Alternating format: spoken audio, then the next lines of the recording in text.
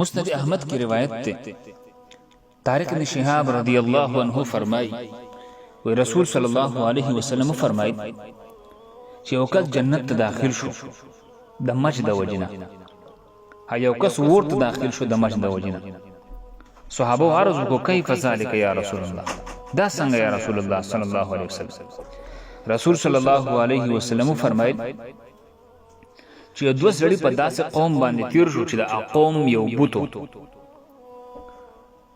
هغه پورې به چاته اجازت نه ورکو تر سوچ هغه ته نظر او نیاز نه پیش کړي.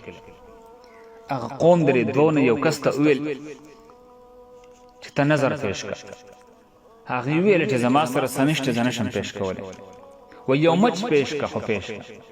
وای هغه کس د غیر الله په نظر کې مچ پیش کو د بوت د پاره، دا کس چې مړ شو د جهنم ته لاړ.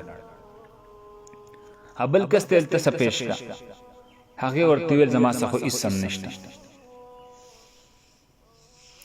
وای هغه خلکو د دې سړی نه سر قلم کو، دا سړی شهید کو. وای دا چې وفات شو شهید شو د جنت ته لاړ.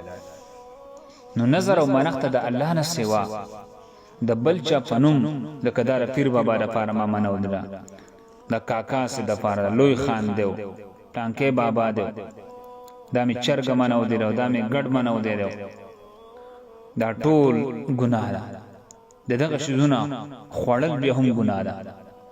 نو ډېر د افسوس خبره ده نن ډېر کلمه گو مسلمانان بدی کې اخته دي، بدی خرافاتو کې نن نظر و نیاز د غیر الله د پاره کوي.